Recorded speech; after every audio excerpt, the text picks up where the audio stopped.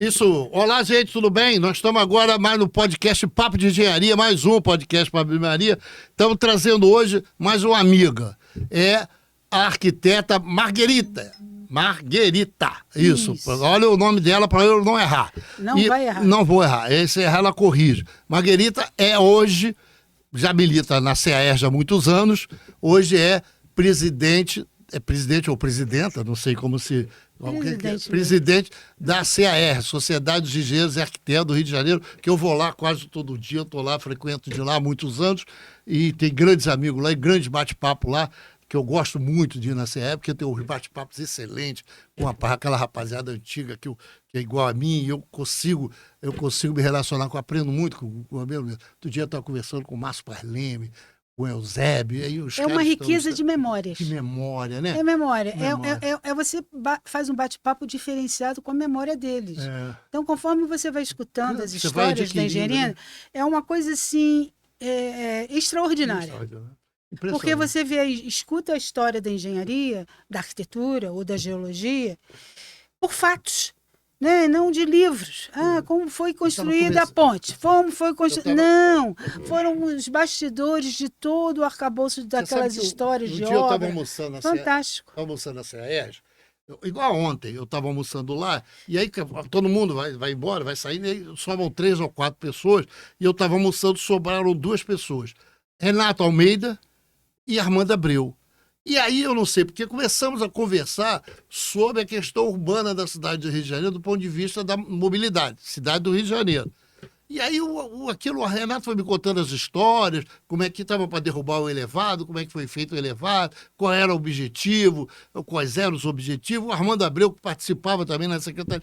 E aí, eu fui ficando assim, extasiado com aquela história que os caras estavam contando, que é a história da arquitetura e da engenharia da cidade do Rio de Janeiro.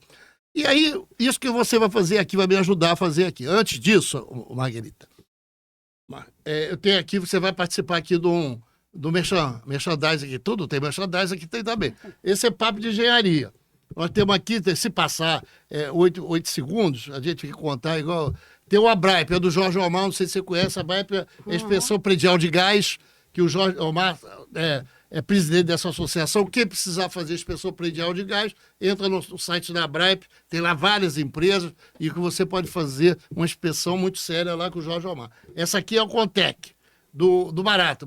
O Luiz Barata é da consultoria de elevadores, mas ele faz 1001 coisa. Perícia, auto-vistoria predial. Barata é um engenheiro eclético, mas ele se especializou mais na área de elevadores. Isso aqui é a BMEC. A BMEC é a Associação Brasileira de Engenheiro Mecânico, que a gente está dando uma força, já tem há muitos anos. Eu e Barata estamos lá sobre a direção a presidência do André, é um engenheiro lá de oh, meu Deus, Itaperuna, e nós estamos dando uma força, vamos fazer um congresso e tal, que é a seção Rio de Janeiro da ABMEC. Nós estamos dando uma força para ver se a gente é mais uma associação que surge em defesa dos profissionais.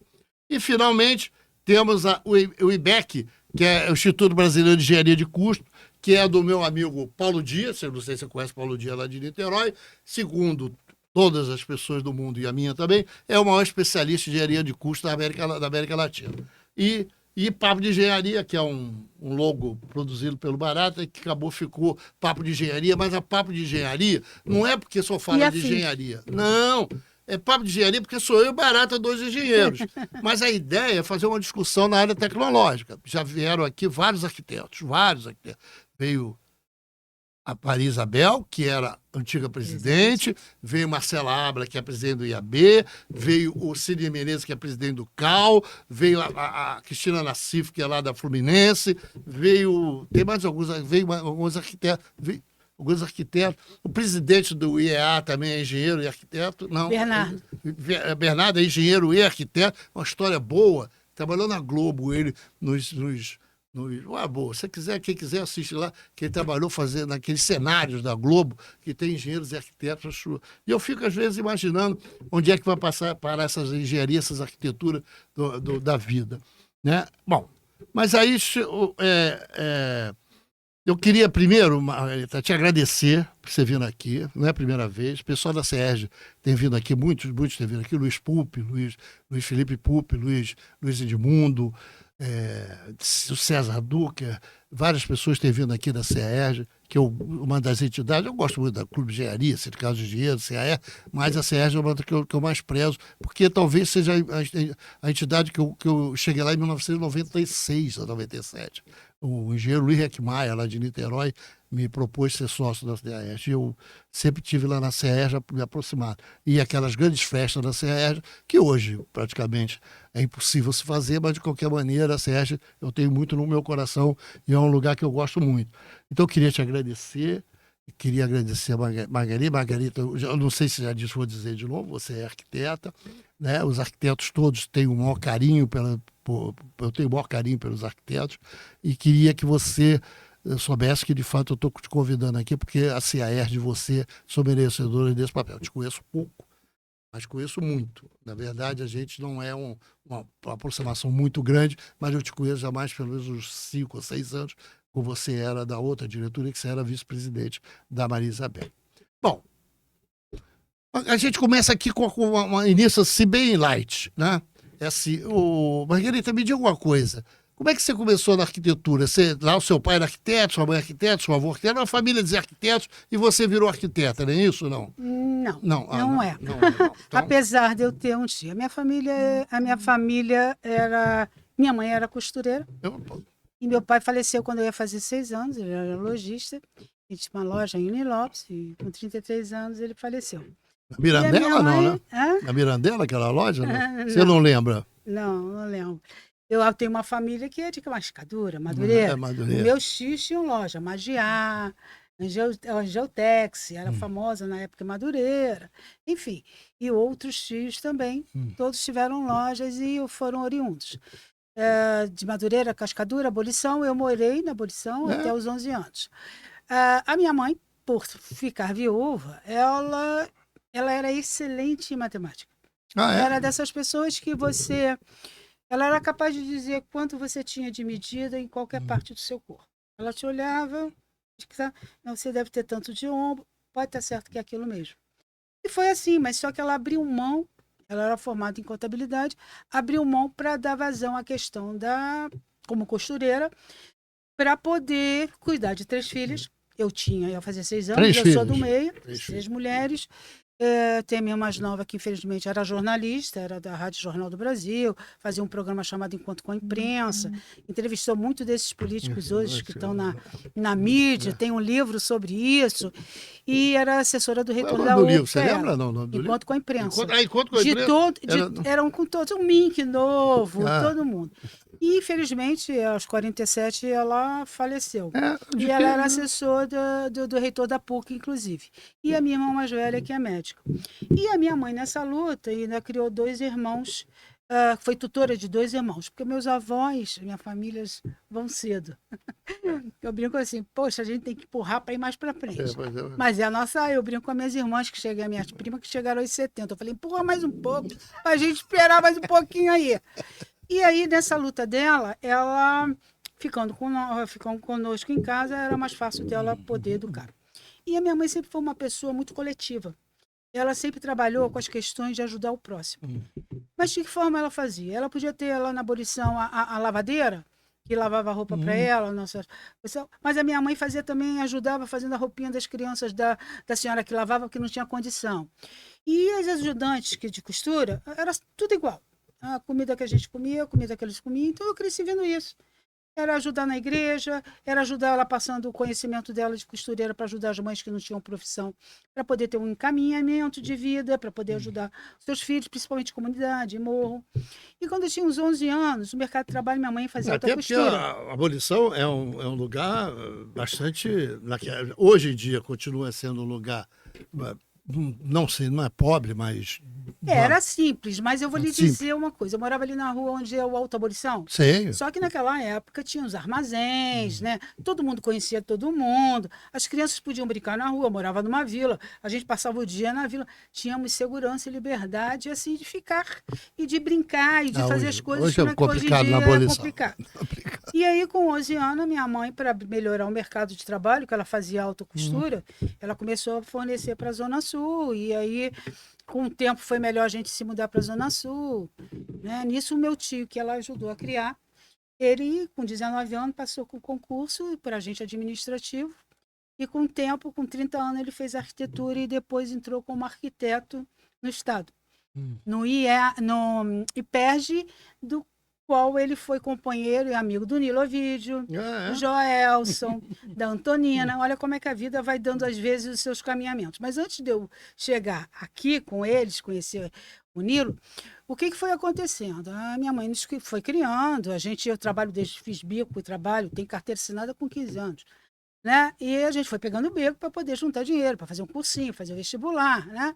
A minha mãe era dessa que 5 horas da manhã chegava no Ministério da Educação, ficava lá plantada até conseguir uma bolsa de estudo para gente. É porque naquela época eu conhecia a bolsa de madrugada, estudo. Madrugava na bolsa do Ministério da Educação. Isso, aí eu estudei, por exemplo, no Imaculada Conceição, o ginásio. Ah, no Meia? Não, eu estudei Imaculado Coração de Maria, lá no Meia. Lá eu estudei também com bolsa e depois eu estudei no Imaculada Conceição Botafogo. Minha neta é professora lá. Pois é, aí depois, nos dias científicos, que seria científico, não se tinha mais bolsa. E eu fui estudar no Pedro Álvares Cabral, ali em Copacabana, na Rua República do Peru. Só que aí o que acontece ali, né? É muito engraçado, porque a minha irmã mais velha, essa que é jornalista, estudou no Sacaqué. E aí, mesmo na ela... Laranjeira, não, ali na Toneleiros. Na Toneleiros. Pô, eu erro todo, hein? Eu não acerto o local. Mas eu acerto com ele. Aí o que aconteceu? As freiras gostavam muito, que ela era sempre foi uma pessoa muito concentrada, escrevia poesia. E ela ficou até o ginásio, até passar para a PUC como jornalista. E ela passou para a PUC para poder pagar uma PUC, não tinha condições. Ela foi cantar no coral. Cara, hoje, imagina aquela... Imagina, foi cantar no coral e tinha bolsa. Foi ótimo.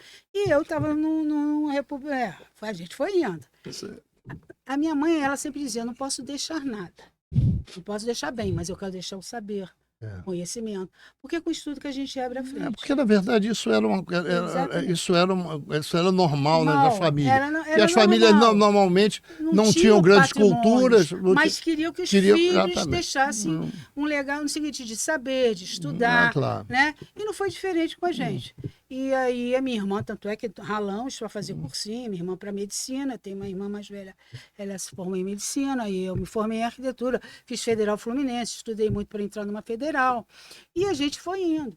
E eu, desde nova, faço bicos de trabalho para juntar Você chegou a ter o escritório da área de arquitetura ou foi trabalhar em algum escritório? Compartilhado com colegas, mas muito assim, não formal, de um local estabelecido, mas era um trabalho em conjunto.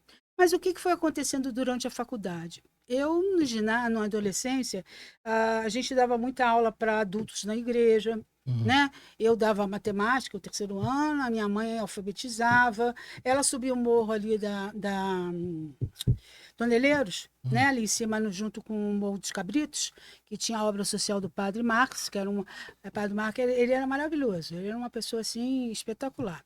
O Padre Ítalo também.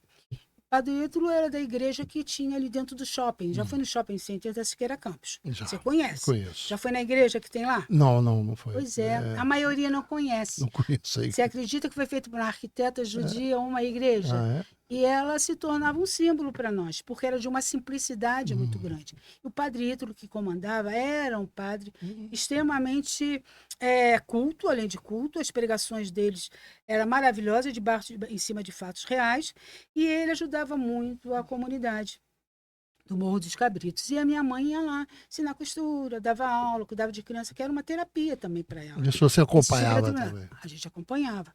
E aí, com o tempo, por que eu estou te falando isso? Não. Eu cresci com a base do coletivo. Do coletivo.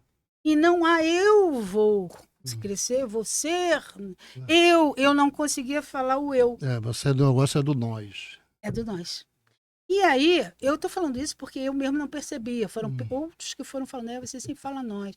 Você, quando trabalha aqui, você trabalha sempre pensando no grupo. E eu, na hora, não percebi, mas foi vindo. Isso é com certeza de família. Isso é uma coisa familiar, sabe? Que você pega esses exemplos e vai constituindo a tua própria vida. Exatamente. E esse do coletivo, quando eu fui para a Federal Fluminense, quando chegamos numa cadeira chamada P4, a gente trabalhava com habitação, que hoje o pessoal fala de interesse à saúde, mas para nós era habitação popular.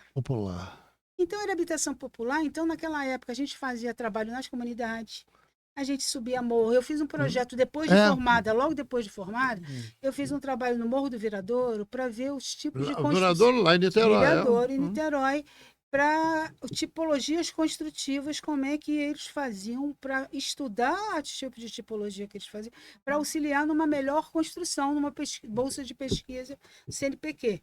Então, eu conhecia dos dois lados cada casa que tinha ali. E eu parecia que eu já era... Mas essa tua noção de coletividade ou noção de união foi para dentro da universidade, que também naquela época tinha uma força. E os arquitetos são bons nessa coisa de trabalhar em conjunto. Trabalhar o conjunto. E isso, eu fui cada vez querendo, eu sempre queria, não é uma crítica a quem faz, tá?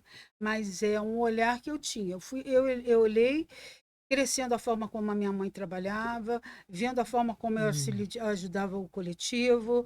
Então, dentro da minha profissão, eu queria pensar o coletivo. Não era que ser arquiteta, todo mundo lá na faculdade. Não, minha mãe era um Deus. Mas não era esse meu objetivo. Eu olhava para o país e falei assim... Até porque a questão do Niemeyer é individualista, né? Alguns arquitetos são individualistas. O que acontece? Porque você valoriza a obra mais do que talvez um arquiteto, né? Pode ter algumas coisas nesse sentido, mas o que acontecia ali? Eu olhava, eu falei, gente, é legal, mas a gente tem um país para construir, não tem? Tem comunidades, tem tantas habitações a serem pensadas, tem todo um conjunto do país a gente pensar como profissão, como arquiteto, para o planejar, para você poder colaborar. Isso a religião também ajudou para Chuchu, né? E a religião também tem uma... Ajudou, mas aí tem um viés coletivo. De quem te educou. É verdade. Foi a minha mãe. Não, mas tinha... Então, minha mãe, o meu tio, que se formou arquiteto com 30 anos. Então, com isso, quando eu saí, eu buscava sempre trabalhar obras em atividades que levasse para esse gancho do coletivo. E aí eu tive a oportunidade de ser convidada para trabalhar logo um ano depois que eu me formei, em Brasília.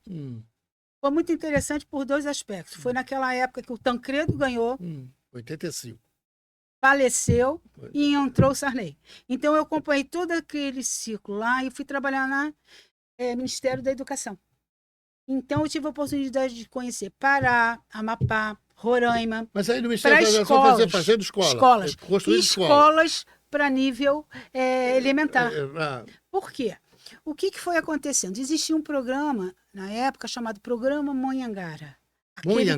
Monhangara, aquele que faz. Aquele que é índio, isso? Isso, exatamente. Para levar o saber para os cantos do país, educação básica. A gente começa na educação básica.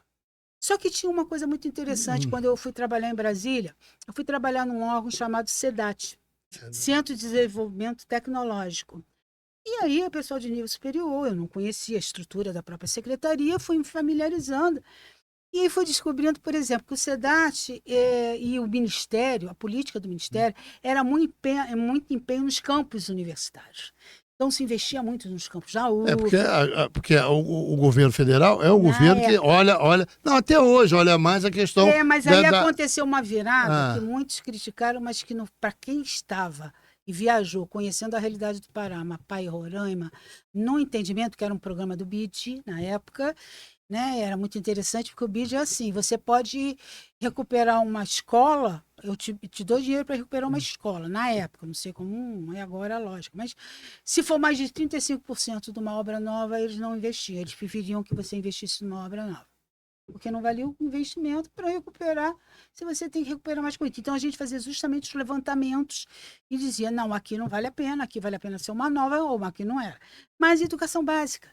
E aí, quando o Tancredo faleceu e entrou o Sarney, entrou o Marco Maciel como ministro da Educação. Então, ele mudou totalmente a lógica. A visão. Ele fez o quê? Ele passou a valorizar a educação básica. Educação básica, você está falando de que o fundamental hoje é o fundamental. Vamos dizer, o fundamental para o primeiro grau. É o primeiro piso. Lá embaixo, exatamente. Porque as escolas eram precárias. O que adianta eu ter um campus se eu não estou cuidando daqui para que chegue ao campus?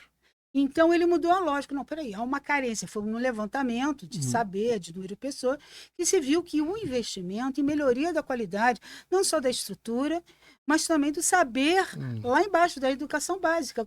Você encontrou, naquela época, você encontrou algumas coisas terríveis, né? Quando vive esses municípios. Muito precários, né? Agora, encontrei uma coisa que não estou vendo mais com a vontade... A vontade que as coisas aconteçam, a participação, sem de que o coletivo esteja para todos. Não Você é construiu muita o escola? discurso. Construiu muita escola? Chegou a construir Lá, escola? lá no programa, fez bastante Roraima, programa. Eu fui para Amapá e Roraima. Foi interessante, né? Porque, de repente, eu cheguei lá não Roraima tanto, mas quando eu cheguei no Amapá, você tem uma ideia, como será, né? O Amapá lá... Eu nunca tive. Eu levei assim um susto, porque você chega lá, tudo cuidadinho. Na época, as ruas eram todas cortadas, tinham praça, tudo arborizado. Eu achei estranho que a câmara lá deles era tudo em concreto armado. Eu falei, gente, com tanta madeira espetacular. Tinha o Severiano Mário Porto ainda, na época. E ele fazia coisas espetaculares com madeira. E o pessoal ainda trazia aquela coisa de saber... Não, de saber achar que o concreto é que dava o poder. E quando, na verdade, lá era um lugar bonito. Na época, não sei como está. E foi muito interessante para você conhecer. Eu conheço Roraima. O Amapá, Rondônia eu conheço, Roraima não, Rondônia. Aí foi muito interessante essa experiência. Voltei. Você ficou quanto tempo lá? Fiquei um ano, né, em Brasília. Depois, particularmente, a gente bate o coração para casa, né? Que sempre fui muito ligada à minha família e eu sentia saudade, eu vinha. Feriado de 3 dias, eu pegava ônibus de 24 horas na época, só para ficar um dia, ver todo mundo e voltar também. E aí eu fui tentando outras atividades, né? Trabalho era difícil, tinha tido abertura. Eu sou da época que eu me formei, eu entrei na faculdade, meados de 78, saí meados de 83, na Federal Fluminense. Então, eu peguei aquela mudança, né? A política no país toda que estava acontecendo. E foi uma década um pouco mais difícil para trabalho. Aí fui tentando os concursos. Até como uma década perdida, né? Fui tentando os concursos e eu fui trabalhar na UF novamente, na minha escola, que eu sou. Você voltou para a UF? Para nesse programa, num núcleo chamado NEPU, a minha professora Regina Bienstein, que trabalha com habitação popular, que é a habitação de interesse social hoje, né?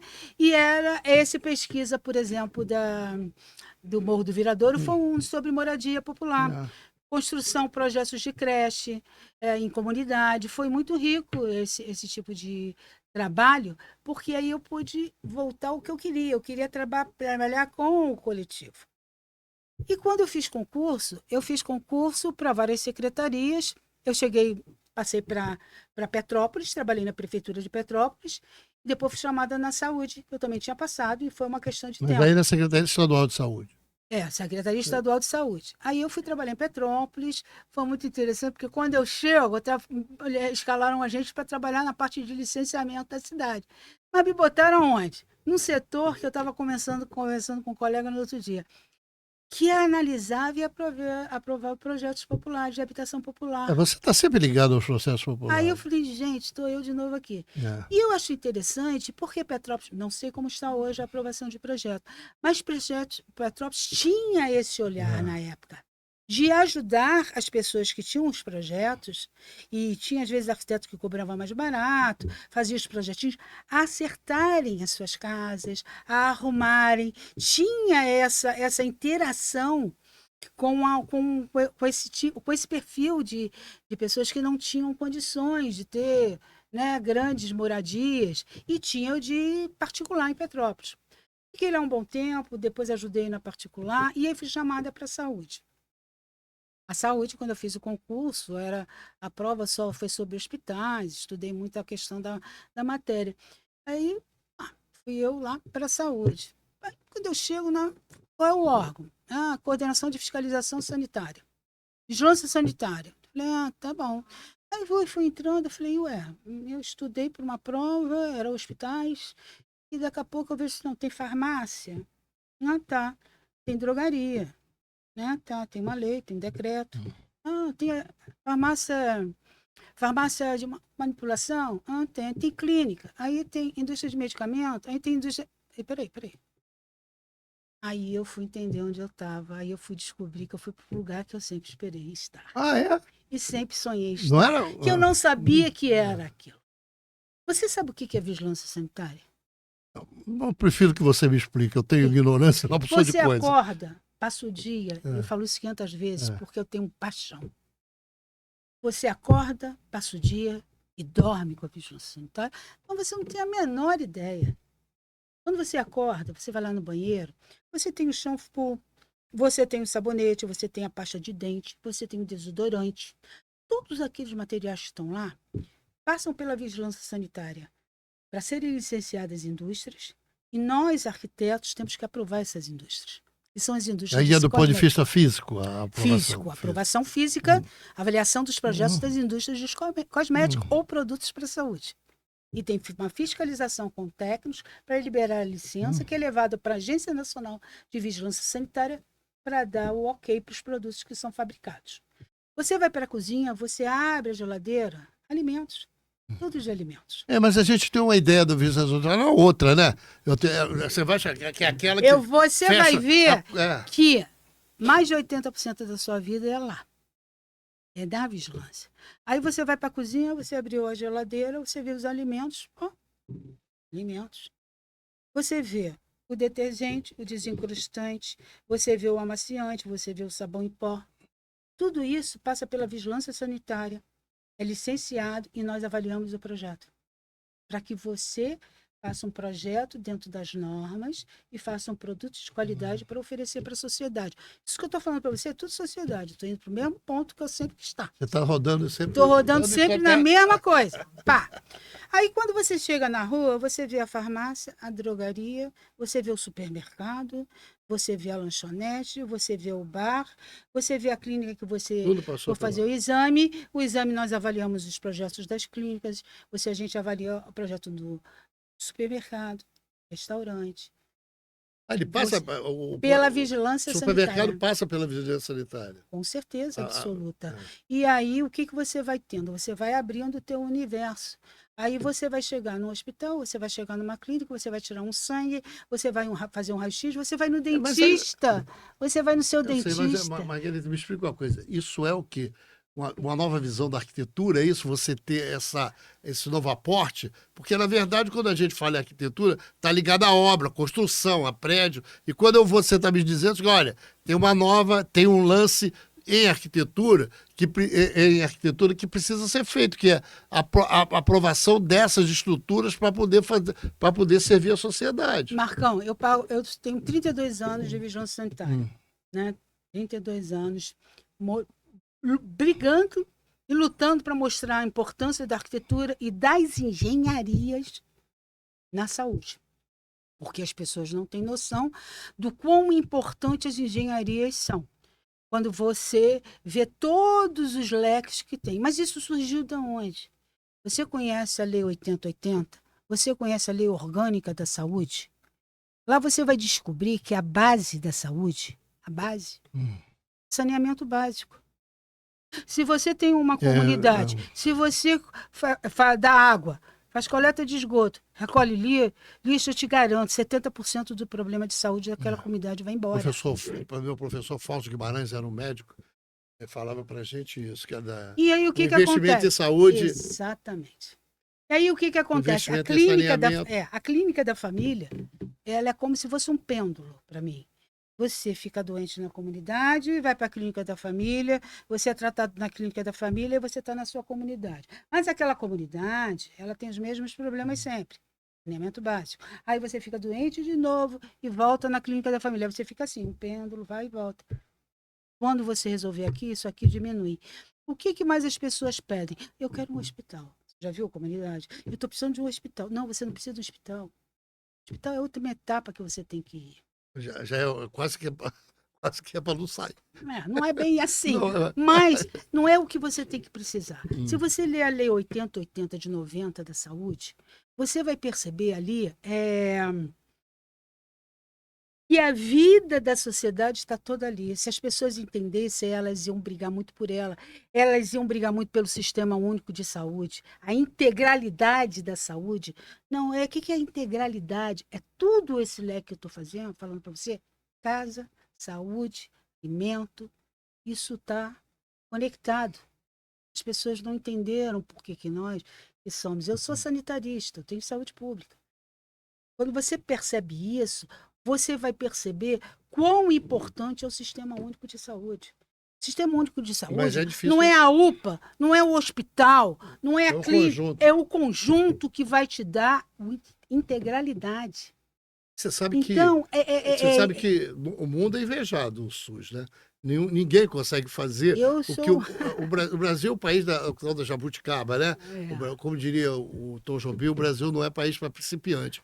A gente constituiu o SUS, que é a maior plano de saúde do mundo, né? É maravilhoso. Quem é que segurou uma pandemia? Profissionais do Sistema Único de Saúde. Porque eles estão lá sempre. Não é transitório como está acontecendo, não é terceirizado, que eu vou lá e eu ganho, se eu não ganho, não ganho. Não. O servidor da saúde pública, ele tem uma paixão por aquilo, a gente é apaixonado. Então, na vigilância sanitária, o que eu faço? Eu avalio todos esses tipos de estabelecimento, né? Eu vou falar com vigilância, eu vou falar como todo integral, porque eu tenho uma parte que tem que ficar no município, uma parte que ainda está no estado, e o federal, que é o Anvisa. No município, é o que descentralizou do Sistema Único de Saúde 90. Alimentos é feito pela vigilância do município. As clínicas sem internação, os hospitais hoje, somente no município do Rio, é que estão com o município do Rio. Os demais hospitais do estado, tirando Macaé também, continuam na vigilância do estado.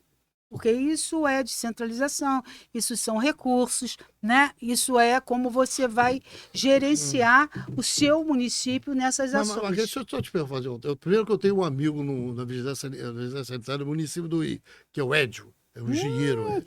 Édio, eu fiquei quase 6 anos. Nascido, criado comigo lá na FEMA. O Édio, que faz a questão do tratamento de ar. Isso, exatamente. De ar. Excelente.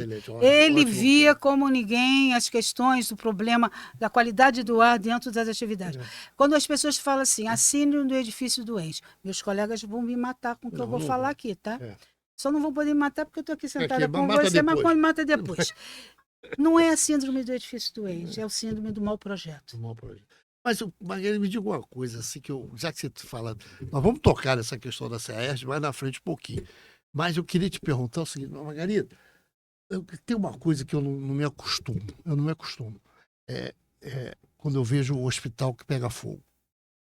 Fala assim, caramba, bicho, eu vou lá pro hospital... bom que você não se conforma. Alguém se conforma? Assim, não, mas eu não sei se...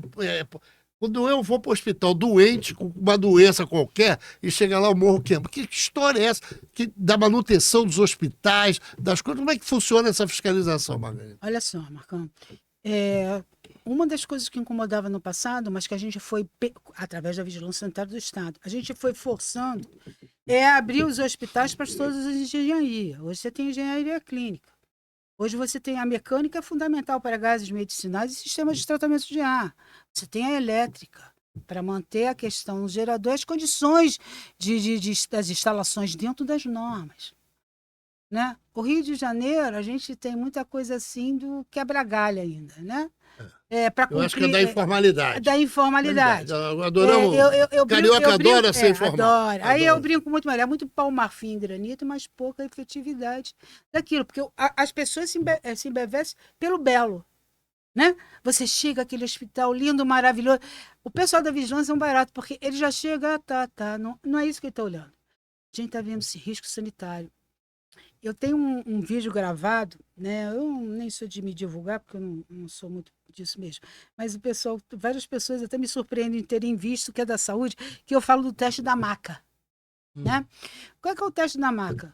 Eu comecei a ver o seguinte, você nos hospitais antigos, e por eu não ter estrutura adequada para certas coisas, eu largo a maca no corredor, eu guardo o equipamento no corredor, e numa emergência, para tirar um paciente para levar para uma cirurgia de emergência, eu bati em tudo para chegar até o centro cirúrgico. Eu faço o teste da maca. O teste da maca.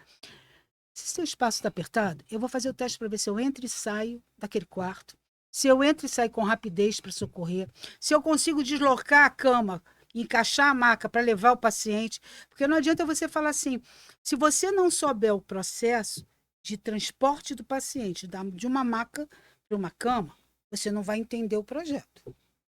Porque tem toda uma técnica.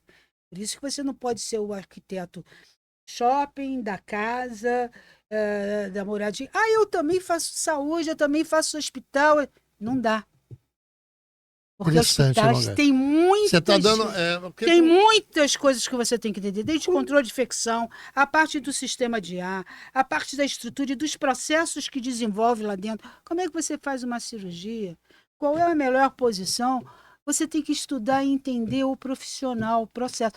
Mas aí a pessoa fala assim, mas é muito complicado. Eu falei, querido, nós aprendemos metodologia de projeto na faculdade.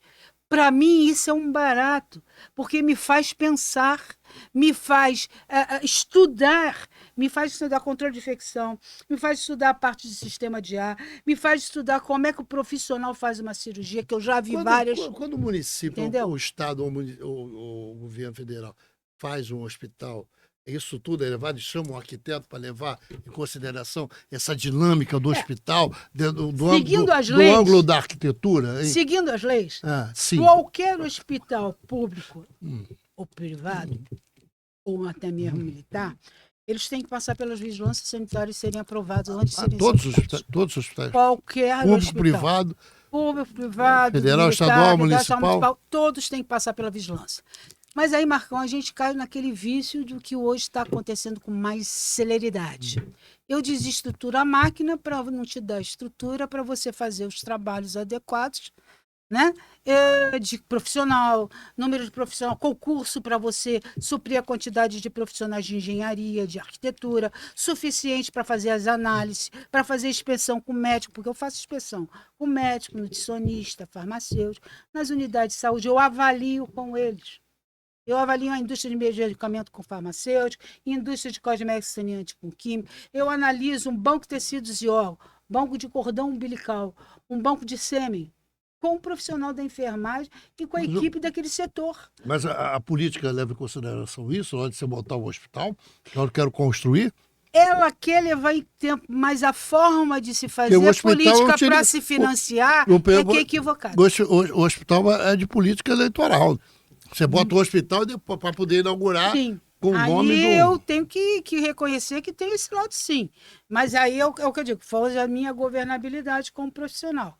O que a gente critica é, você tem que ter um olhar epidemiológico das necessidades daquela região, daquela área, para você determinar o perfil daquele hospital que tem que estar implantado.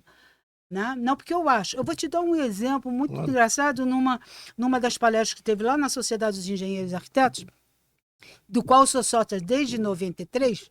Né? Assim que eu entrei na saúde, um colega que passou para o município do Rio e trabalhou em Petrópolis comigo, já me levou para lá, eu me inscrevi e fiquei. Não era de frequentar muito, fui pouco, mas eu fui mais da gestão do Nilovídeo, né? Há 10 anos atrás é que eu fiquei mais frequente. E aí, se você olhar para como é que as pessoas olham o hospital, você pergunta assim: o que você quer o que você vai ter no seu, o que você quer no seu estabelecimento, na sua área? Eu quero um hospital. Por que você quer um hospital? Não, é porque o pessoal fica doente, sim, mas aí você vai ver o saneamento está assim, as condições salubres do local, então não é hospital. Aí teve uma palestra na vigilância, na CERJ, muito engraçada, que o pessoal falou assim, não, lá não sei se foi em Nova Iguaçu, temos que pensar no hospital. Aí ele foi falar logo a palavra hospital, eu já me atentei porque ele estava colocando. Não, porque lá tem muito acidente de carro, e aí o hospital vai facilitar, e eu estou escutando, aí eu levantei meu humilde dedinho. Eu falei, mas por que eu tenho que ter um hospital? Será que o traçado da via não está errado? Aí foi aquele mal-estar, né? Porque a gente que é arquiteto, quando fala algo que teoricamente é de um engenheiro, né? Teoricamente, né? Ele já fica assim, Aí levantou o dedo, que é do DER, era do DER, maravilhoso DER. Você tem razão, ali tem um erro de traçado de via, sim. Aí eu olhei para o colega que falou e falei assim, então não é um hospital que você pica. Vocês têm noção do que é montar um hospital? Você construir um hospital, equipar, botar pessoal e manter. Mas como é que eu determino que tem um hospital aqui e ali, Margareta? Um estudo epidemiológico da região, com perfil da população, para você saber as principais falhas de saúde daquela região. Eu preciso colocar um perfil UPA aqui. Para isso existe nas secretarias exatamente a vigilância epidemiológica, a vigilância de saúde do trabalhador, a vigilância ambiental e a vigilância sanitária. É um sistema. Mas tem gente suficiente para fazer isso tudo lá? Não tem. O Estado paga bem o cara para atrair o engenheiro ou o arquiteto para trabalhar ali? Não paga. Foi 2011, eu estou há 32 anos. Em 2011 foi feito concurso para o Estado, para engenheiros, arquitetos, geólogos. Né? Eu estava até cedida ao município do Rio, a vigilância do município do Rio, nessa época, para vir profissionais, chegarem mais profissionais. Mas não é suficiente para todas as secretarias, e muito menos para a vigilância. Então, a gente está numa luta constante. Vai ter agora, a gente está brigando para quê? Saia um concurso para o Estado, porque nós somos um ser em extensão, que eu brinco que a gente vai ficar aquele ser humano mumificado. Oi, aquela lá na vitrine foi uma arquiteta concursada, gente boa, aquele engenheiro, aquele geólogo, gente. Por quê? A terceirização, ela não traz memória, ela leva a nossa memória técnica. Daqui a algum tempo a gente não tem mais memória técnica das grandes obras. Você já notou, Marcão? Você que citou tantas entidades, me responde uma coisa. Um monte. Me responde uma coisa. Você já notou que todas essas entidades, quando citam as grandes obras, foram as grandes obras feitas por servidores públicos? Todas elas. Todas elas. Você sabe que metade da população do Rio de Janeiro, daqui a pouco, não sabe que Copacabana tem um emissário. Pois é. Pois é, porque essa memória vai virar vaga lembrança. Sabe por quê? Quando entrar o terceirizado, que já está na máquina, no caso do Estado bem acelerado, qual é a memória que ele vai deixar? Nenhuma. A gente vai guardar a memória do terceirizado que passou um tempo, aquela política construiu aquela coisinha, vai embora. E mudou o governador, demite todo mundo, bota outro. Então, a nossa luta como servidores públicos, eu na área de saúde, os colegas em suas áreas de competência, dentro tanto do município com planejamento urbano, é um absurdo todo o estudo do plano urbanístico da cidade não ser respeitado na íntegra, porque foram feitos por profissionais de carreira. E aí você acha que tem que ter, você não tem que achar que tem que ter uma prévia. Você sabe que eu estou já te cortando, né? Eu assisti uma palestra do arquiteto Toledo. Excelente. Tá com 90 anos. Ele trabalha na área de saúde, fez bons projetos. 10 anos, fez o plano diretor da Rocinha. Rocinha. E ele falou em 2010 que ele fez. Foi 2010. Não fizeram nada até hoje, o plano está lá.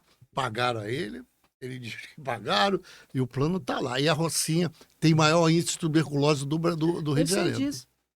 E é meio nessa tese, não adianta que não resolve a tuberculose. Aí, pode dar remédio que não resolve. Aí quando você discute, por exemplo, a TIS, né, o pessoal da habitação popular, as questões do habitat, né? O habitat, o que você pode melhorar? Se você não der as condições do saneamento, a gente vai voltar na mesma tecla. O saneamento bate. Agora, Marcão, nós estamos em 2025. Eu estou há 32 anos na saúde. Saneamento é uma coisa que o Rio de Janeiro já não devia ter mais problema. Né? Eu acho que o estado do Rio de Janeiro, o segundo estado do país, não tinha para ter mais problema dentro da sua comunidade de coleta de esgoto, coleta de lixo e a parte de uma água potável, para você poder dar uma qualidade de vida melhor para a população. Então, a saúde, na questão dos projetos, eu estava falando voltando um pouco para a engenharia, que é importante vocês deterem. Eu fiz um trabalho no CREA, quando eu fui cedida para a vigilância do município, eu consegui juntar todos os conselhos, odontologia, enfermagem, trabalhar em prol de quê? Quero focar um pouco nesse assunto quando eu falo saúde, que vocês não se dão conta como engenheiros. Na manutenção de equipamentos médicos. Então, o que o CREA ia fazer? Foi revista a legislação dentro do CREA, que serviu de base para um dia só de debates de entendimento o que é equipamento, na CAERJ, na Semana da Engenharia e Arquitetura de 2009, para os fiscais do próprio CREA. Por quê? A empresa pode ser muito boa em mecânica, pode ser muito boa na parte de elétrica, mas ela entende equipamento médico? A quantidade de empresas, de fundo de quintal, na manutenção, com a manutenção de equipamento médico é grande. Inclusive na instalação do equipamento médico, que é mal comprado e mal dimensionado para o hospital. Eu vi você falando sobre isso. Exato. Então, aí eu tentei juntar com o CREA, por quê? Porque eu tenho a mecânica, eu tenho a engenharia civil, eu tenho a engenharia elétrica, tenho segurança do trabalho. Segurança do trabalho, eu tenho normas regulamentadoras que são fundamentais, né? NR32, né? Eu tenho a questão da engenharia clínica. Então, a gente fala assim, o que eu gostaria que o CREA fizesse na época? Você tem a sua empresa, tem credenciado, e a vigilância, quando inspecionasse, pedisse, você tem o seu contrato de manutenção de equipamento? Show de bola, mas ele é qualificado para fazer? O CREA filtrasse um pouco a empresa que possa fazer realmente a manutenção. Até porque se não tem o profissional, você faz uma capacitação para poder Mas a ideia é essa. Claro, a terceira etapa no CREA seria essa. A primeira etapa é filtrar, né? A segunda etapa, você vê as empresas que teriam habilitação, porque eles teriam aula com médico, eles teriam aula com enfermeiro, como se usa os equipamentos. As empresas. Vou te dar um exemplo. Quando você vai fazer uma hemodinâmica, fazer um cateterismo, né? Essa estrutura desse equipamento tem que estar igual, como se fosse dentro de um centro cirúrgico a estrutura. Você tem que ter barreira para entrar. Nada de defeito. Instala um equipamento e vai embora. Instala, que eu digo assim, o cara instalou, mas cadê o resto da estrutura física que é importante para dar qualidade e segurança, né? naquele processo de trabalho. Porque o que a gente tem que garantir numa unidade de saúde? Segurança do paciente, segurança do processo, segurança do profissional. Se um desses não atende, balança, a tua estrutura está com problema. Simples. Agora, para eu fazer isso, eu tenho que estudar, concorda? Você tem que saber como funciona o equipamento. Então você está me respondendo aquela pergunta que eu te disse, que eu te fiz lá, por que o hospital pega fogo? Por que o hospital pega fogo? Que os olhos não veem, o coração... A elétrica está atrás. Eu vou contar um caso que aconteceu tem muitos e muitos anos.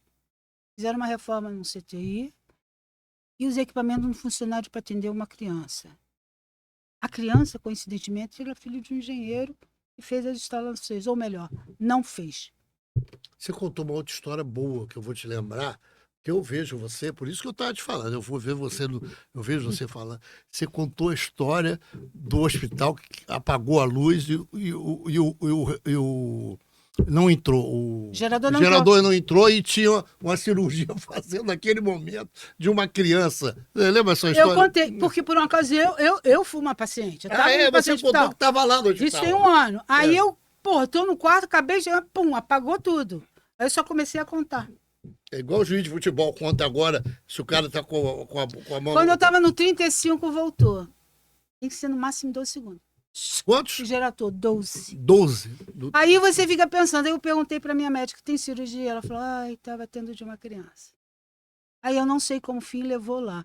O que me apertou o coração, porque eu virei para ela assim, ela falou, já sei que você quer que eu conte como é que era o centro cirúrgico. Eu falei, diga, não, Margarita, o centro cirúrgico era razoável do hospital. Só eu deixei uma reclamaçãozinha que o foco ficou piscando. Pô, cara. Não tem o que responder. Foco piscando em plena cirurgia? Faz cirurgia no escuro, não, né? Não. Porra. Então são coisas que você fica reincidente, porque o cara pinta o hospital, né? Você sabe que o Não, e aí nós voltamos àquela discussão. Pinta o hospital, dá uma garibada. Não, é lindo. Aí volta aquela discussão que você falou da experiência dos profissionais da arquitetura e da engenharia que estão prestando manutenção àquele hospital, não é isso? Exatamente. Agora, como é que você aprende? Poxa, mas tem... Não, gente, você tem que estudar. Você tem que conversar com o médico, enfermeiro, nutricionista, farmacêutico, debater os processos, como é que eles se realizam, ter a humildade de fazer avaliação pós-ocupacional. Se aquele hospital está atendendo, será que eu fiz uma boa estrutura física? Será que está dando certo? Eu vou lá conversar com um profissional. O que eu não posso mais é causar dano. E nossos colegas, Marcão, estão causando muito dano. Eu vejo pelas avaliações que eu faço, eu vejo pelos projetos que chegam, até o desenho técnico, não sei o que está acontecendo com as universidades, porque o desenho, o nível do desenho, eu não digo você saber como é que é a estrutura no centro cirúrgico, vamos supor. Não cheguei nisso, eu estou falando apresentar um projeto para avaliar. Quando você tem uma instrução de como tem que apresentar, né? Planta baixa, 2 cortes, cotar. Você precisa dizer para a pessoa que ela tem que cotar a planta? Pasme, chega a esse ponto. Não, tem uma coisa que você falou, que eu também, é que o que passa na televisão é que você compra o equipamento e depois o equipamento vai para o hospital e não tem como instalar o equipamento. Ah, exatamente. Você já notou os prédios? O cara começa assim, eu tenho uma clínicazinha, eu vou botar ali um mamógrafo, né? Não, ele vai pegando o andar, isso é que acontece normalmente, principalmente day clinics. O que são day clinics? Clínica de cirurgia oftalmológica, clínica de cirurgia plástica, que começa com uma sala, ele vai ampliando aquele andar. Aí ele vai e quer levar um raio-x, e aí esses grandes centros de medicina que vão se instalando, não pensam no peso disso em relação àquele prédio. Ou pior, eu vou contar uma que é terrível, que são os day clinics. Eu digo que day clinic, para mim, é um hospital cheio de médico. O que é um medical center? É um prédio cheio de médico. Você já foi algum médico a ser atendido por algum médico? Normalmente é uma salinha que é uma recepção assim, tem um buraquinho no meio que tem uma bancadinha com uma pia, um banheiro apertadérrimo. Se for para um geriatra, não pode nem pessoas idosas numa cadeira de roda porque não são adaptadas. E a parte de trás, que é o próprio consultório médico. Mas é um prédio cheio de médico. Porque quando isso surgiu, lá na década de 90, começou no estado. Não era no município. A gente cravou no seguinte sentido: você quer ser um médico? Então você vai ter que ter local para gerador, você vai ter que ter local para o gás, você vai ter que local para abrigo de resíduo externo, você vai ter que se estruturar e cada unidade vai ter que se licenciar em separado. Mas você já vai ter todo o aporte da estrutura do médico. Aí, como viram que não queriam dessa forma, o que fizeram? Não entraram mais. Entraram como comercial. Aí, depois que eles têm licenciado como comercial, eles dizem aqui só entra atividade médica, mas as estruturas não batem. Você não tem um elevador para maca, se o paciente tiver. Aí você instala uma clínica que tem que ter uma sala de emergência se o paciente passou mal, que é o caso da oncológica. Né? Na legislação pede, mas para que pede? Porque você está fazendo uma quimioterapia e você pode, de repente, ter uma disposição. Então, você tem a sala de emergência para ser atendido e ser levado para uma unidade hospitalar, caso precise. Mas aí o elevador tem que estar preparado para a maca. Então, esse desconhecimento ao licenciar vem de um desconhecimento na própria projetação do plano diretor. Eu já falei uma vez também com meus colegas. Uma vez eu fiz essa pergunta para alguns, né? Eu perguntei assim: vocês conhecem as legislações que estão por trás de onde vocês determinam o uso das atividades? Eu não perguntei para qualquer um, não. Eu perguntei num grupo que estava discutindo o plano diretor. A resposta foi não. E aí eu fiquei pensando, eu falei, gente, tem que conhecer, porque no caso da saúde, você tem que, quando determinar um uso, saber o que está por trás do que você pode colocar, como é essa. Se eu tenho um prédio comercial que eu permito o uso da saúde, no mínimo eu tenho que ter um elevador para tirar uma emergência, eu tenho que ter local que eu possa ter o abrigo próprio de resíduo, entendeu? Então, quando você determina o uso de uma atividade, você tem que conhecer as leis que estão por trás e você coloca aquelas atividades Margarita, assim, pelo território. Eu não estou entendendo. Deixa eu te falar uma coisa que esse show que você está dando sobre... Eu nunca tinha tido essa visão dos hospitais que você está me colocando. Eu acho que esse podcast ele serve bem para isso. Objetivamente, isso é uma parte da engenharia e da arquitetura que se quer reolhada. Eu talvez não possa prosseguir com um grande tema. Acho que é um tema que merece uma reflexão muito grande. Muito sobre isso. Eu já tenho 32 anos, já vou me aposentar. Não é isso não, você não falou muito. E eu fico aí ainda... É um mercado imenso. Deixa eu só queria concluir com uma coisa. Não vou fechar, não. Eu só quero mudar de assunto, porque senão a gente não fala da tua presidência. Eu só quero falar, tá bom, eu só quero falar de uma coisa que eu acho importante que vocês, engenheiros, devem saber. Nós, na vigilância sanitária, esses projetos que eu falei, eles contribuem para o PIB do Estado. Com certeza. Quando você aprova uma indústria de medicamentos, é o PIB, cosmético, sanejo. Mas o que nós temos que pensar como Estado? Nós temos para ter essas estruturas, uma indústria de cosméticos, de saneamento, as cidades têm que ser estruturadas para ter esgoto, saneamento, entendeu? E não ficarem relegados, porque a maioria vai embora para outro estado. E isso, infelizmente, a gente percebe que acontece. Tem uma então, coisa, queria que vocês depois claro, fazer essa reflexão. Mas tem uma coisa também que eu não vou falar agora, porque senão a gente vai perder. Eu só tenho 1 hora e 5. Que falar sobre a questão das contaminações dos hospitais, que eu acho que passa por isso também. Os hospitais têm uma contaminação muito forte, né? E a questão das doenças de veiculação hídrica. Quase todas as doenças vêm através de veiculação hídrica. Eu não sei se você pode resumir essas coisas rapidamente para a gente poder falar da questão da gestão da CAERJ. A questão da água ela é fundamental dentro da unidade de saúde, né? Não adianta eu botar a minha fachada, a minha emergência humana, né? Foi a época do vamos ser humanos, né? Dentro das unidades de saúde. O ato médico em relação a isso. E a água da caixa d'água está contaminada e aí a diálise não pode acontecer, porque o paciente tem reação em relação à diálise quando a água não é tratada. Então, isso é muito grave e existe e é real quando não deveria mais acontecer. Né? Você se preocupa com a estética, mas não se preocupa com a manutenção das suas condições da água. E em clínicas de hemodiálise também. Deixa eu te falar. Eu sei, Margarida, desculpa. Vou te cortar. Pode cortar.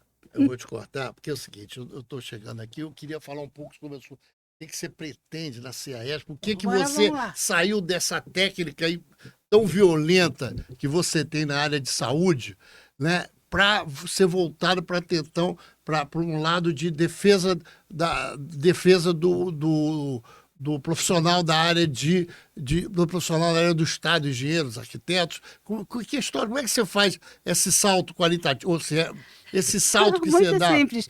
Bom, eu estou na contribuição de várias gestões. Começou com o Nilo Ovidio, que me convidou, quer ser conselheiro, colaborar. E eu falei isso quando eu cheguei lá trabalhando, convivendo, eu falei assim, poxa, é um lugar que eu quero estar aqui para quando eu precisar fazer cursos, promover eventos, valorização da engenharia, da arquitetura.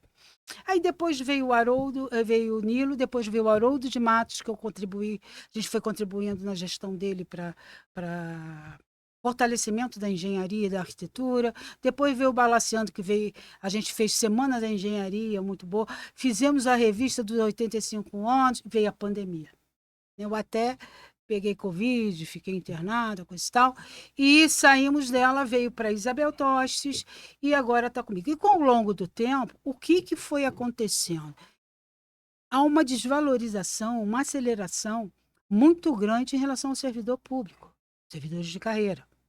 E isso me toca profundamente, porque esse é o coletivo do meu grupo. Meu grupo, que eu digo, de profissionais, engenheiros, arquitetos, geólogos, geógrafos.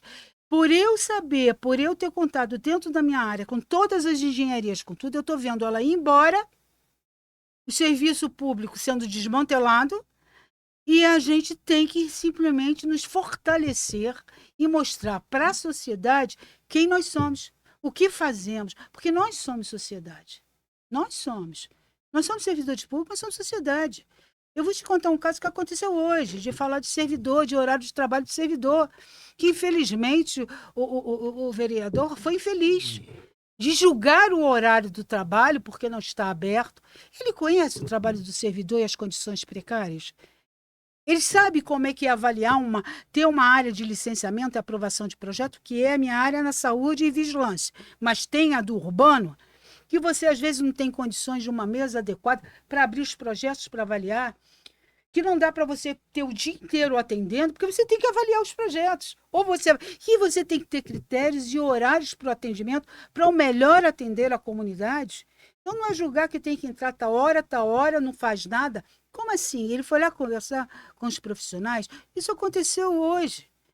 De um vereador vincular um descredenciamento dos colegas do município e do trabalho que ele faz para o coletivo. Aí o governo desmonta. Se eu tenho uma área que eu tenho que ter 20 profissionais, eu tenho 5, eu vou dar conta das avaliações? Vou dar conta. Então tem que criar situações que eu possa ter tempo para avaliar. Então, essas coisas foram começando a me incomodar, porque a sociedade ela é massificada com as pessoas, a sociedade é massificada com informações que não são verdadeiras em relação ao servidor público. Você não pode julgar toda uma categoria. Isso quando eu falo toda, não sou de enfermeiro, não, estou falando da área médica. Por conta de 5%. Você tem acesso... Eu nunca tive acesso a recursos. Então você vai julgar que todo servidor não vale nada porque rouba? Não. Isso é a tua luta na SESG? A minha luta é pela valorização da engenharia, da arquitetura, de tudo isso, que já vem dos gestores anteriores e que está tendo um desmonte da máquina pública com a terceirização, mostrando para a sociedade uma inverdade do que nós fazemos e que somos por elas, para ela e para nós mesmos. E você acha que isso é um projeto para acabar com, como diria Darcy Ribeiro, um projeto para acabar ele falava que era um projeto para acabar com a educação brasileira, quer dizer, tinha um projeto para acabar. Esse é um projeto para acabar com o servidor público, eles estão caminhando nesse sentido. É só olhar para a reforma administrativa, Marcão. Como é que você vai ter terceirizado? Você vai ser demandado. Se você perguntar para mim, eu vou falar claramente que eu estou no final de carreira, não me preocupe em responder. Se eu já fui pressionada, já fui. Eu pude dizer, não faço. Não, senhor, sinto muito, mas está errado esse projeto. Não vou aprovar. Porque era servidora. E aí, o que aconteceu? Você foi retalhada? Fui. Você, fui. Mas me mantive. Porque aquilo ia causar um dano muito grande à sociedade, como tantos outros projetos causam, porque não são feitos por técnicas da área. Então, a Sociedade de Engenheiros e Arquitetos, eu tenho um respeito tão profundo por aqueles profissionais que estão lá, e a memória técnica que eles deixaram, que a sociedade tem que entender que tudo que ela usufrui de melhor urbano foi feito por servidores públicos. Foi feito por servidores públicos. Então, ali você mesmo falou, que já conversou, eu tenho um Filardi, gente. O homem é um notório saber. Todas as grandes obras que ele fez. Manuel Sanches. Então, esses profissionais se dedicaram a sua vida para a melhoria da qualidade de vida da sociedade. Mas me diga uma coisa, Margarida. Eu sei que é difícil, é um sonho. Não, tudo isso mas eu acho que se a gente não tentar se omitir por comodismo, para mim é pior. Então, eu quero levar verdades para a sociedade. Não, nós somos servidores, o SUS, ou no caso, não digo pela SES, mas para outra entidade que também faço parte. O SUS é isso. Se não tem médico, se for terceirizar, vai ser pior para as pessoas. Porque elas vão perder a sua memória médica. Mas Margarida, escuta só, Margarida. Eu acho que tem uma vertente que a gente precisa abordar, que é a questão do legislativo. O legislativo, tanto do município quanto do Estado, são praticamente adversários do servidor público. Adversário. Eu não sei como é que a gente modifica... todos eles, se sofrerem um acidente, vai ser atendido aonde? Pois é, mas na hora de votar contra o servidor público, eles votam com clareza. Eu acho que eles desconhecem da importância, só pode ser, né? Porque, pode passar assim, se você tem autonomia de dizer não, na minha área, ou os colegas lá no município, ou no estado, das suas áreas de competência, não, isso aqui está errado. Eu não vou aprovar isso. Eu não vou atestar uma fatura, porque isso é competência de servidor público. Eu não vou porque não está correto. O que a sociedade prefere? O imediatista que aprovou, que legal, saiu ali o hospital, mas que não vai funcionar, ou a clínica, ou ali o urbano, ou seja o que for. Porque amanhã não tem. O terceirizado não deixa memória nenhuma. Ele vai e faz. Se ele receber, ele faz. Ele faz. Se ele não receber, ele não faz. Porque o SUS todo dia tem uma metralhadora contra o SUS. Todo dia tem uma metralhadora contra o servidor público. Coisa que parece... Você respondeu no início. Porque você falou do SUS. Por que todo mundo faz uma metralhadora contra o SUS? Ele é reconhecido no mundo como um bom sistema. Mas tem que ter seriedade, tem que ter probidade. As pessoas têm que responder pelos danos que causam, né? Como agente servidor público, responde. Não é chegar qualquer um em seus cargos, né? Fazendo o que quiser e ir embora. O que está acontecendo, Marcão, vou falar de novo na saúde, porque talvez para mim seja mais fácil esse exemplo, como também isso ocorre quando não é saúde. Onde é que vai a nossa memória do saber? Para quem eu vou passar o pouco que eu sei de tudo isso? Eu não tenho. Não adianta botar garoto novo lá, que também vai sofrer o mesmo problema, de pressão e tal. Ainda mais quando ele é terceirizado. Eu vou passar isso para quem? Pois é, que não tem. Não tem concurso. Agora você pensa um médico. Você fala nos grandes médicos. Eu tive a sorte de ter médicos dos hospitais públicos de carreira. Você imagine médico sendo substituído por terceirizado. Qual é a memória técnica, saber ele vai passar para os alunos da medicina? E a medicina pública, medicina pública tem uma outra vertente que não é igual vamos citar o Pitangui, que é o mais famoso de todos, né? Na Santa Casa tinha a enfermaria. Ele passava o saber deles. Isso, ele se preocupava com isso. Se preocupava em passar o saber. E tantos outros médicos fantásticos. Ele financiava isso, ele financiava isso. De servidor de Estado, de ter médico como meu oftalmo, Aderbal, doutor Aderbal, era uma sumidade. Você sabe que eu fui atendido, eu tive câncer de próstata, fui atendido no Hospital do Câncer. Acho que aquilo é uma maravilha. Se eu acertar na loteria, aquele hospital é uma maravilha. É necessário que cada pessoa Mas você só aprende quando você passa. Quando você troca. Quando passa na rua. Quando você passa numa Cruz Vermelha, você sequer sabe o que está acontecendo. Você troca saberes, você troca conhecimento para quem vem. Quando você é terceirizado, você vem, entra, faz o seu trabalho e vai embora. Você não deixa e nem recebe nada. Margarida. Por isso que eu brinco que a nossa memória técnica da engenharia, dessas grandes obras, não vai existir, porque ela vai ficar memória técnica do terceirizado. Eu passo ali na Rua Cruz Vermelha. E aí você perde... Derrubaram o IASÉ sobre o pretexto de aumentar. Não, para nada. Aqui lá um estacionamento. Não, agora vai se construir lá um grande hospital, mas eu espero que o povo tenha acesso. Tá bom. Margarida, eu vou te falar uma coisa. Eu queria te agradecer, porque você deu uma aula para mim, pessoal, para o pessoal que vai assistir, com certeza, você deu uma aula sobre arquitetura hospitalar, da saúde, que é melhor no entende, da saúde. Eu acho que você é uma dessas profissionais que eu desconhecia, esse lado seu, juro que eu desconhecia. Porque esse lado do seu conhecimento e da sua pegada. Você tem uma pegada nessa área da saúde, essa área da arquitetura da saúde, que vê que é uma pegada extremamente eficiente e competente. Queria te agradecer. Obrigada, eu que agradeço. Desculpe ter falado mais, porque... Não. Antes de sair, eu quero dizer, gente, para meus colegas de coração, você que está chegando, você que está se formando, olha para a saúde maior, olha com inteligência, olha com inteligência e sabedoria. Sabedoria que eu digo, sim, a humildade para aprender. E a saúde precisa de bons profissionais nessa área, bons profissionais de arquitetura e engenharia. Não é o consultor, não é o estrela, precisa do arquiteto pé no chão, o arquiteto que estude controle de infecção, o arquiteto que transforme. Pessoal, nós aprendemos isso na faculdade. Nós aprendemos metodologia de projeto. Nós aprendemos como pensar o diferente. As edificações. Em especial a unidade de saúde, não vou falar hospitais, mas unidade de saúde. Porque ela exige um empenho maior. E, para mim, isso é que é o barato. Você trabalha mais a sua cabeça como profissional. Disso é que você mexe com a sociedade o tempo todo. Você mexe com a sociedade. Na veia, a sociedade na veia, né? Marcão, eu vou contar para você, eu vou me aposentar, eu vou levar uma dor de um trauma que eu tive, e foi a pior, tive muitos na saúde, de inspecionar, de ver a miséria humana desnecessária em que uma parte foi causada pela engenharia. Eu vou contar para você uma que vai levar para a minha vida. Você chegar no hospital, você vê numa UTI, vários bebês morrendo numa incubadora por contaminação. Tá? E você olhar, não poder fazer nada, e você vai na central de esterilização dos materiais para atender, a área suja e a área limpa estarem juntas, quando são ambientes completamente separados. Você não vai misturar material que você utilizou com material que você processou e lavar. Isso é quase um assassinato, não é? Não? Isso é quase um assassinato. Aí você chega para o engenheiro, aí o engenheiro tal, eu falei assim, mas como é que você misturou? Aí eu não tive nada a ver com isso. Teve sim. Teve sim.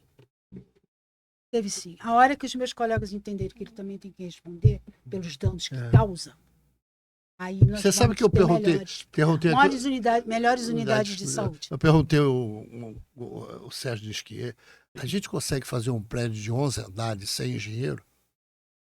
Aí ele, não, acho que não. Por melhor que seja como é que chama? O tocador da obra, falou, não, tem que ter a fundação, não tem que ter engenheiro, a estrutura, não tem que ter engenheiro, tem que ter...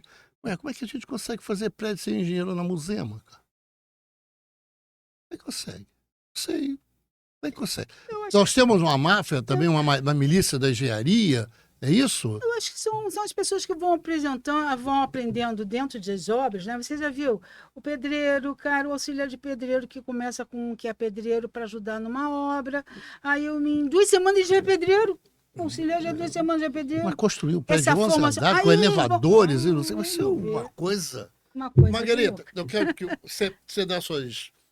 Eu agradeço muito pela oportunidade, né? Eu sou uma pessoa que gosta de semear. A minha vida foi para semear. É isso que você falou lá no início. Eu não semei há uma hora atrás você falou isso. Eu semei para o coletivo, né? Me incomoda muito você falando dos servidores da CERJ. Eu quero sim, sempre que eu puder, eu vou estar defendendo, valorizando, mostrando e lutando para mostrar para a sociedade. Marcão, quem paga a gente é a sociedade. Tá? Não é o governo. Quem paga é a sociedade. Os impostos da sociedade. Né? Chega assim, eu já escutei, não, mas o governador te pagou, o prefeito te pagou. Não, querida, quem paga é a população. Então é a ela que eu tenho que prestar conta. É a ela que eu tenho que servir. Então a ela eu quero mostrar o que todos nós fazemos por ela. E que se é desviado de alguma forma, não é pelo servidor público. Falou, Margarita, obrigado. Tá, obrigada um abraço, saúde. Pela oportunidade. Saúde para todos nós, que é o nosso melhor bem. Aprendi muito com você.